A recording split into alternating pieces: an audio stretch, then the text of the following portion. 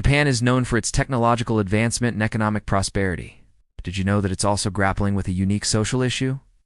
The country's prison population is aging rapidly. New studies suggest that the percentage of elderly inmates in Japan has more than doubled in the last decade. This trend raises critical questions about societal support for the elderly, the nature of crime in an aging population, and the role of imprisonment as a punishment and a social safety net. In today's episode, we'll explore this complex issue and its implications. The data paints a stark picture. Today, nearly 1 in 5 inmates in Japan is over the age of 60. This compares to just over 10% of the general population. And according to recent reports from the Japanese Ministry of Justice, this number is expected to continue rising. But why are so many elderly people turning to crime? The reasons are varied and deeply rooted in Japan's social and economic landscape. So what exactly are these elderly individuals doing? It might surprise you that the crimes committed by this demographic are not necessarily violent. Petty theft, trespassing, and obstructing the road are among the most common offenses. Imagine an elderly individual caught stealing necessities like food or daily essentials. These actions are often driven by desperation rather than greed.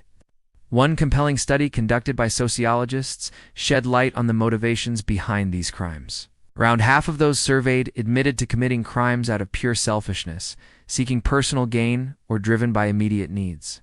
The remaining half cited challenging circumstances as their motivation.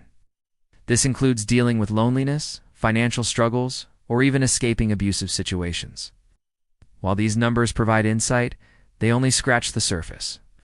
Each inmate has a unique story, a complex web of experiences that led them to this point. What sets these criminals apart is their age. Japan has the oldest population in the world, with nearly 30% of its citizens aged 65 or above. This demographic shift has profound implications for the country's social services, healthcare system, and yes, its criminal justice system. Japan's prison population is not merely aging. It's undergoing a significant transformation. As recently as 2 decades ago, the number of elderly prisoners was relatively small. However, in the past decade, there has been a dramatic increase, doubling from around 3,000 in 2010 to over 7,000 today. Some prisons have become de facto nursing homes, housing a larger number of elderly inmates than younger ones. But why are Japanese prisons seeing such a surge in elderly inmates? What factors contribute to this trend? Social isolation plays a crucial role. Japan's traditional family structure is undergoing a change. The elderly often find themselves living alone with fewer family ties or community connections. This can lead to feelings of loneliness, disconnection, and despair. Take, for example, the case of Oki, an elderly Japanese man who turned to shoplifting. When asked why he committed the crime, he replied, "I wanted someone to talk to me." His actions were not born out of malice, but out of an aching need for human connection. Unfortunately, Oki's story is not an isolated one. Many elderly individuals turn to crime simply because it provides them with the attention and sometimes care that they've been lacking in their lives. Another contributing factor is economic insecurity. While Japan has a public pension system, it's often not enough to ensure a comfortable retirement, especially for those who worked in irregular jobs or for women who may have left the workforce to raise children. Widows and divorced individuals also face unique challenges.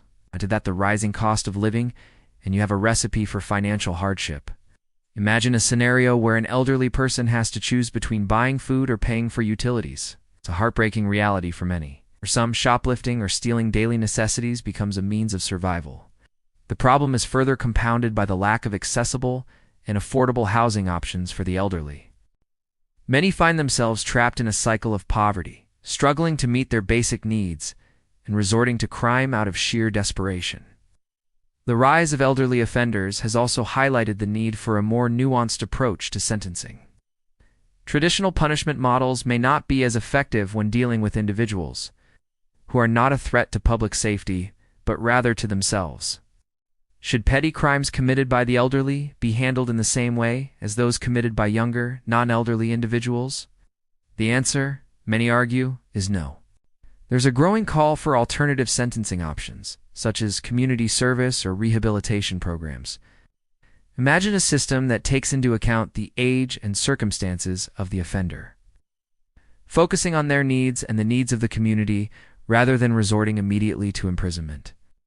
Furthermore, expanding welfare and housing programs, specifically designed for the elderly, could significantly reduce the number of older people who find themselves in precarious situations. Providing elderly individuals with the necessary support, health care, and a safe place to live can go a long way in preventing them from turning to crime. But what about the prisons themselves? How are these institutions equipped to deal with the influx of elderly inmates? In many cases, they are not. Japanese prisons are designed to house younger offenders, not the elderly. Yet the reality is that many prisons now have to contend with a large number of elderly inmates who require special care. Some prisons have begun to adapt, creating special care units, ensuring wheelchair access, and training staff in geriatric care. However, these measures are not enough. The needs of the elderly inmates are vast, and the resources often limited. Imagine prison guards being retrained to bathe, feed, and care for elderly inmates. While well-intentioned, this shift in roles can be challenging. It raises questions about the suitability of prison as a place for the elderly to spend their twilight years, and whether the guards are truly equipped to handle these sensitive caregiving duties.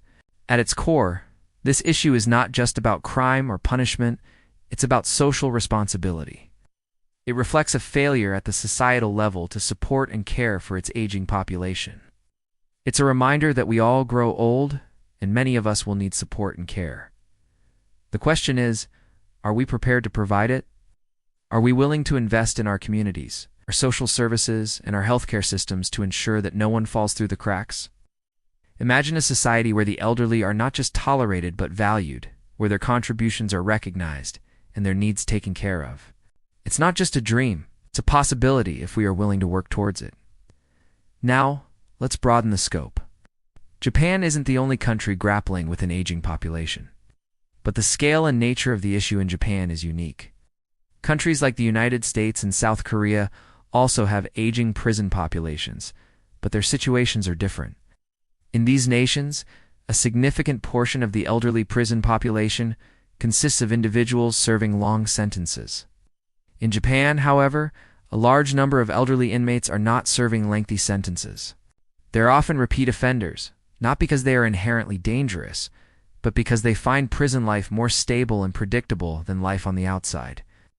For many elderly individuals, prison represents a place with guaranteed meals, a bed, and some level of medical care, something they might not have access to in their everyday lives. Imagine a situation where the harsh realities of life outside, such as destitution or the breakdown of family ties, drive someone to seek the relative stability of imprisonment. It's a sobering thought, but a reality for many in Japan. So how does Japan compare to other countries in addressing this issue? The country is often seen as a model for elder care, but the prison population tells a different story. Japan's approach to elder care, while comprehensive, seems to fall short when it comes to providing adequate support and services for those who break the law. The country's focus on maintaining social order and punishing criminal behavior does not effectively address the root causes of the elderly crime wave. To truly tackle this issue, Japan needs to reevaluate its policies, invest more in community-based support systems, and focus on the underlying social and economic factors driving elderly individuals to crime. Imagine a world where advanced technology coexists with a deep sense of community and respect for the elderly. It's a world worth striving for. Now, as we come to the end of this episode, let's take a moment for a quick quiz.